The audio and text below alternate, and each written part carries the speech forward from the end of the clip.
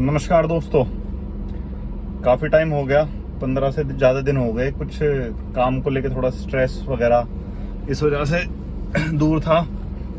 दरअसल टॉपिक कुछ खास नहीं है, बस टॉपिक यही रहेंगे दो कि पुरानी बातें जो होती हैं, चाहे वो इतिहास हो या कुछ भी, उनको ज़्यादा फॉलो ना करें, उन पर ज़्यादा विश्वास ना करें, क्योंकि इतिहास बताने वाले सब अपने हिसाब से आपको बता देते हैं, चाहे आपके घर के बड़े बुजुर्ग हैं या कोई भी है। और इतिहास सुन के जब आपकी छाती हमेशा यूं फूली रहे तो समझ लो आप कुछ गलत सुन रहे हो, क्योंकि ऐसा कोई घर या परिवार नहीं होता या कोई देश नहीं होता जिसने गलत नहीं किया हो, या कोई ऐसा घर नहीं होता जिसने कुछ कभी गलत नहीं किया हो। सब कुछ अच्छा किया हो, सुन के बस आप चौड़े होते रहो। इतिहास आप खुद देख रहे हो ना अपना, आज आप क्या कर रहे हो, उसी हिसाब से आप जब अपने बच्चों को बताओगे मैं बहुत तगड़ा महान था, मैं बड़ा योद्धा था, मैं बहुत बड़ा क्रिकेटर था, ये सब ऐसा नहीं होता। इतिहास जब बताते हैं घर में, अब सब जगह सब अच्छा बताते हैं, तो इसलिए इतिहास पे ज़्यादा ना जाएं, अपनी जो समझ होती है उसके हिसाब से चलें। दूसरा, कुछ मन की बातें ऐसी, इतिहास पे बाद में आऊँगा, पहले ऐसी अपनी एक सच्ची घटना आपसे शेयर करता हूँ स्कूल की। जब छोटा था तो घर में पशु बहुत थे, कम से कम 8-10 गाय थी, 8-10 भैंसें थी। तो सुबह सुबह स्कूल जाने से पहले मेरी ड्यूटी लगा दी जाती थी कि जा इन्हें छोड़ के आ। ऊपर पहाड़ी होती थी हाँ हमारे। अब यार गाय भैंस छोड़ने जाओ, घर से निकलो तो मन में एक टेंशन होती थी कि वहां पे हमारी बहन मिलेंगी रिक्शे में बैठी हुई। उनका घर होता था सरकारी स्कूल के कॉर्नर पे। श्वेता, ये साक्षी, शिप्रा वगैरह, और भाई अपना गौरव, और ये अपना एक दीपक जो आजकल इलेक्शन की तैयारी कर रहा है, ये सब उस रिक्शे में जाते थे। वो काला सा रिक्शे वाला होता था। मैंने कहा यार ये देखेंगे, ये श्वेता मेरे साथ पढ़ती थी, क्लास में थी, बताएगी सारी लड़कियों को। वो 2-3 तो नेहा थी, उनकी टेंशन थी कि उनके सामने बढ़िया अपना इम्प्रेशन मारना है, कुछ खराब नहीं होना चाहिए, बताएगी। तो गाय चराता है। अब सुबह सुबह जब गाय भैंस छोड़ने जाओ तो पहले क्या होता था कि लाठी ले जा। मैंने कहा नहीं, लाठी नहीं ले जाऊंगा, मैं ऐसे ही कर दूंगा अपने हिसाब से, कोई दिक्कत नहीं है। तो ऐसी कोई नीम से कोई टहनी वगैरह तोड़ लेता था। अब जैसे ही इनका घर आता था, ये रिक्शे में उस वक्त बैठ रहे होते थे सब जाने के लिए। अब गायों से मैं दूर हो जाता था पहले उनसे हाँक के कि ये देखना, लेकिन गाय को मैं ही लेके आया हूँ। लेकिन एक गाय क्या थी, उसे मेरे से पता नहीं क्या लगाव था, जो भी था, वो जैसी मैं पीछे एकदम यूं करती थी, ऐसी मुड़ के एकदम वो मेरी तरफ, वो जाए ना। फिर मैं ऐसे करता था, हे चल चल, कहाँ से आ गई, ऐसे करके मतलब यूं प्रिटेंड करता था कि पता नहीं किसके पशु ऐसे छोड़ देते हैं लोग। अब ये दीपक जो एक नंबर का दुष्ट मक्कार, इसने ये चीज नोट कर ली। अब ये मेरे से, इसने बहुत साल बाद जब हम कॉलेज से भी मतलब फेल आउट हो चुके, उसके बाद उसने बात बोली कि भाई तुम ऐसे ऐसे करते थे ना, गाय लेके आते थे और फिर हमें देख के ऐसे ऐसे शर्मा जाते थे। ये सब थोड़ा यूं रहता था ना, स्कूल में इंप्रेशन खराब होता था। घर से साइकिल मिली हुई थी, लेकिन साइकिल अपना दोस्त था तौसीफ, स्कूल के 50 कदम दूरी पर उसका घर था, लेकिन वो भी मोटा पेट। वो वहां से अपने दादा की एम्बेसडर मिली हुई थी, MP थे उसके दादा उस वक्त, या मिनिस्टर थे, उसमें जाता था। तो साइकिल भी ले जाने में शर्म आती थी कि साइकिल पे आता। उस वक्त दोस्त था गौरी, उस पे स्कूटर और बाइक होती थी, तो मन करता था मेरे पे भी हो। तो उसके घर बाइक अपनी साइकिल खड़ी करके उसके साथ कार में जाता था। मतलब वो भी एक टाइम था। तो ये मतलब ये तो सच्ची घटना है, दीपक को भी पता, दीपक ने मेरे को टोका भी था 8-10 साल पहले इस बात पे। तो अब आ जाओ इतिहास पे या पुरानी बातों पे। देखो, इतिहास जब होता है ना, वो लिखता है हमेशा जिसके हाथ में पावर होती है, जिसके हाथ में तलवार होती है, ताकत होती है, वो कुछ भी इतिहास लिख देगा उस वक्त। फिर 100 साल बाद आप उसे गाते रहो। एक बहुत बड़ा इतिहासकार हुआ एडमंड बर्क, वो इतिहास लिखने बैठा। उसने काफी हद तक इतिहास लिखा भी था, और उसने सोचा कि ऐसा इतिहास लिखूंगा कि आज तक किसी ने ऐसा इतिहास लिखा ही ना हो।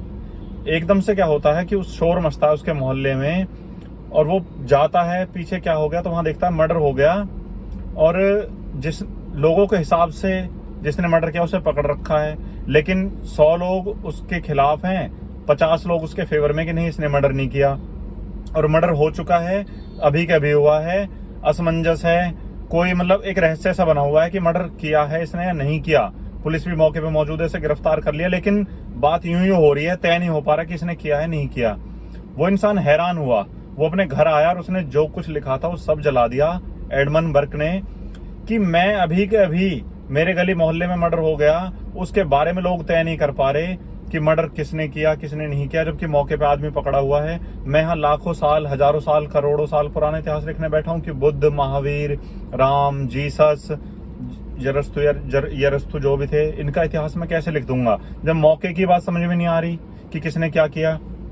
तो पुरानी बातों में मत जाओ। पुराने गांव के जो बड़े बुजुर्ग होते हैं ना, उनमें एक बड़ी खराब आदत होती है, जो गांव के भाई इसको देख रहे होंगे वो समझ जाएंगे। ये मतलब पुरानी बातों को बहुत मन में रखते हैं और बहुत इनके गांठ बंदी होती है नफरत की दूसरे के प्रति।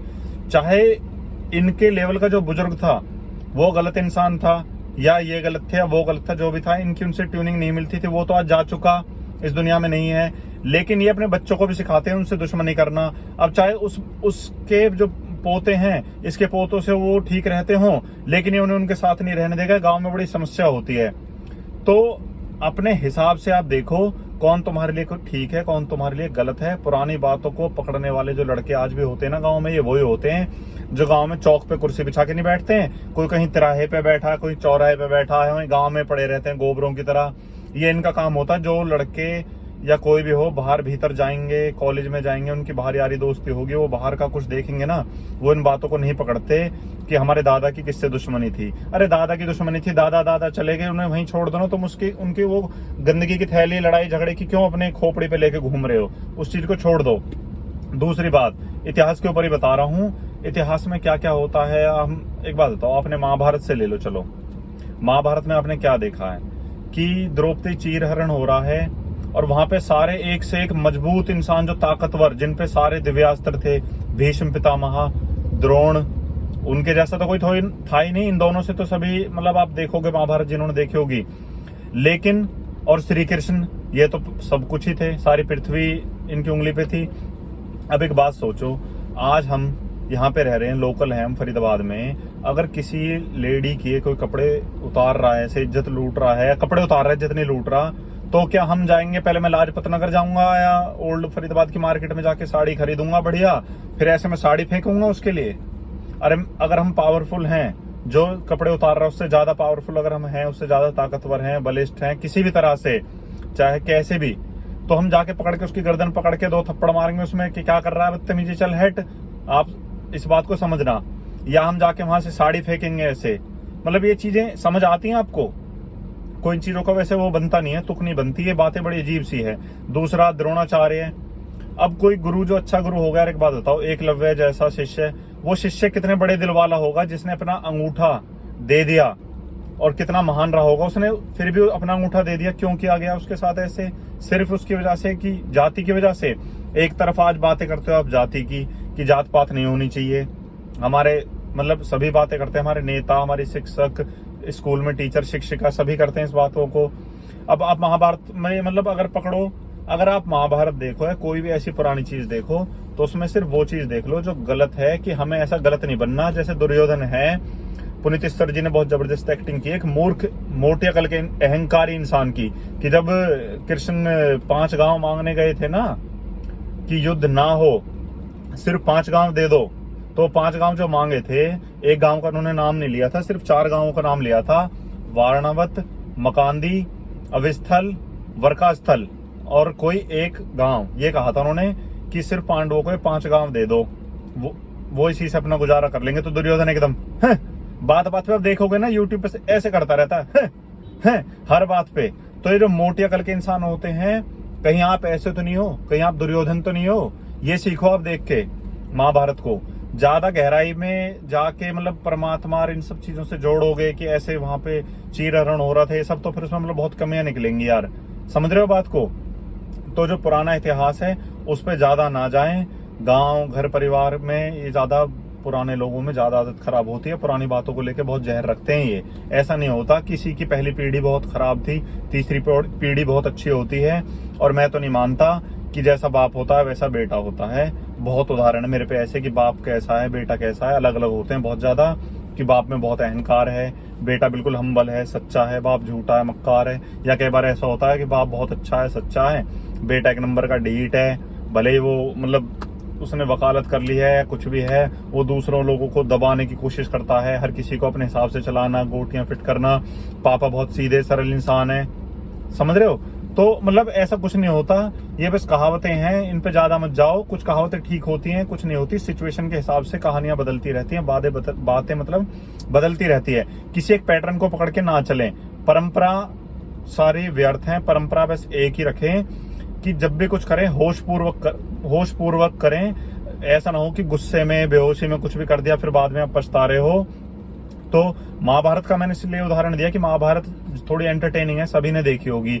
अब आप खुद ही सोचिए, ऐसा होता है क्या? इतने सारे वहां पे एक से एक मजबूत लोग बैठे हुए थे और वहां पे चीरहरण हो रहा है, और हमारे परमात्मा भी वहां ऐसे चोरी छुपे उसे साड़ी दे रहे हैं, पकड़ के उस दुशासन जो था उसको खचेड़ते हुए बाहर ले आते, 2-3 थप्पड़ मारते उसमें, जो भी थी उस वक्त के हिसाब से सिचुएशन।